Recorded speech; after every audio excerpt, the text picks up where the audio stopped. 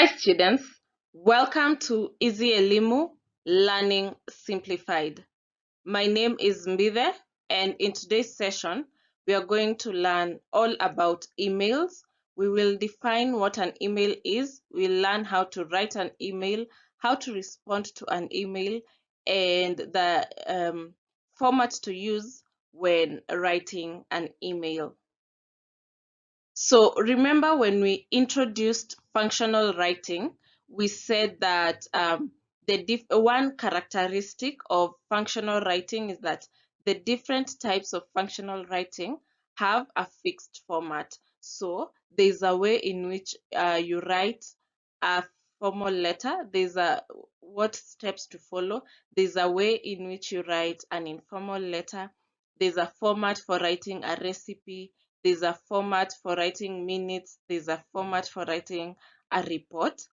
The same applies to emails. An email is also a type of a functional writing, and there's a way in which we write an email. And so before we get there, we can define what is an email. First of all, email is short for electronic mail. And this is a mode of communication that uses electronic devices to deliver messages across computer networks. And emails can be sent either through computers or through phones that have internet, that are internet enabled. And emails can be formal or informal depending on who you are sending them to. For example, if you're writing an email to your teacher, to the teacher of another school, that email will be formal.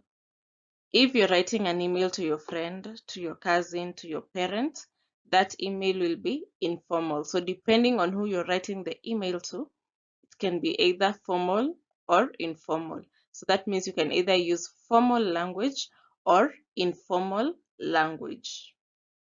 So what are some features or some characteristics of an email? Number one is that they are short and to the point. They are very short. You just write what you need to write. Just go to the point.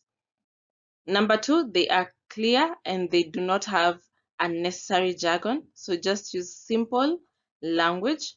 And number three, they have short sentences. Remember, in the first point, we have said that they are short. So even when you're writing them, their sentences are also quite short. So with that in mind, let us have a look at a sample of an email. Remember, we have said an email can be formal and it can also be informal. So let us start with an informal email and see how it looks like. Number one, it has from, so it has the email of who is sending it. Here it is zawadi@gmail.com. Sending it to mora@gmail.com. When was it sent? Tuesday, September 24th, 2012 at 1:07 p.m. And the subject, invitation to my farewell party. Then we go to the body. Dear Mora, greetings to you. How are you? It's long since we last communicated. I hope you are doing well. As for me, all is well. I am writing this email to invite you to my farewell party. I have been admitted to Harvard University and I will be leaving on the 2nd of October 2012. The party will be held on 30th September 2012 in our home. I hope you will be able to come. Best wishes, Zawadi. So number one, when you look at this email, there are some things that you see, like who it is from, who it is being sent to, and at what time it has been sent. We also have the subject. What is this email about? So remember, you must include the subject. And then when you go to the body, we have said that this is an informal email. So you can see it starts with greetings and then goes on to now say why she is writing this email. So let us have a look at a formal email and see if there are differences, if that formal email will be different from this one that we just read. So this is a sample of a formal email. You can see it's not very different from the previous email in terms of the structure. So it has who is sending it, Aisha at tangazogroup.com, and sending it to Sarai at tangazogroup.com. And there's something there called CC, Alan at tangazogroup.com. CC means that Alan has also been tagged in this email and will be able to read this email. And when was it sent? Thursday, April 24th, 2013, 8 a.m. And then we go to the body. Subject is a reminder. And then we go to the body. This email serves as a reminder for our committee meeting for planning the annual office dinner.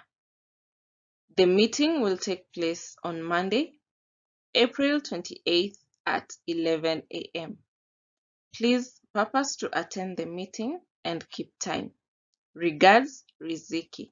So when you look at this email, when you first look at the structure or the format, it is similar to the one that we just looked at. So it has who has it been sent, who is sending it, who is she sending it to, when was it sent, and we also have the subject. But now when it comes to the body, you realize that the language is a bit different. There are no greetings in this email. She has just gone to the point of this email serves as a reminder for our committee meeting for planning the annual office dinner. So there are no greetings. So that is the first difference. If the email is formal, there are no greetings. Just like in a formal letter, when you're writing a formal letter, you do not start with greetings. You just go straight to the point. What is this email about?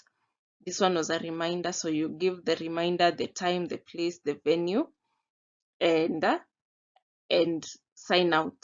So the greatest difference between a formal email and an informal email is in the language. The formal email uses formal language, number one, and number two, it does not have greetings, unlike the informal one where you can greet the recipient and talk to them and ask them how they have been and just a bit of catch up. There's no catch up in a formal email. But when it comes to the format or the structure, it is the same. We have to see who is it from, who is it to, when was it sent, at what time, and also the subject. Remember, the subject must be there. The subject must be there, whether it is formal or it is informal. And then you go to the body and pass your message. Remember, we have said in general that emails are short, whether formal or informal, they are short. So remember to keep your email short and to the point. Just go straight to the point, pass your message, and sign out. So that's it for emails. I hope you have understood. I hope you're able to distinguish between a formal email and an informal email. And also you can see the difference between emails and letters. Letters are longer than emails. So for further practice, you can have a look at the quiz. Your friend who lives in another town have invited you to visit them during the school holiday. Write an email responding to the invitation. So just from this topic, you can see that this is friends. So it is an informal email. It is friends, so it is many people, so you'll need to CC some people, that is to tag some other friends. Maybe there are 3 friends, maybe there are 2. Remember to keep it short. Here you're responding, so you have to acknowledge that you have received, that you received the invitation or that you received the previous email, and then respond. Will you go? Are you confirm? Will you go, or are you declining? Will you not go? Being friends, you can catch up a bit, greet them, ask them how they are doing. You can even talk about the weather. How is the weather where you are? ask them how is the weather where they are. But remember the format, remember to keep it short because it is not a letter. Thank you for tuning in and see you in the next session.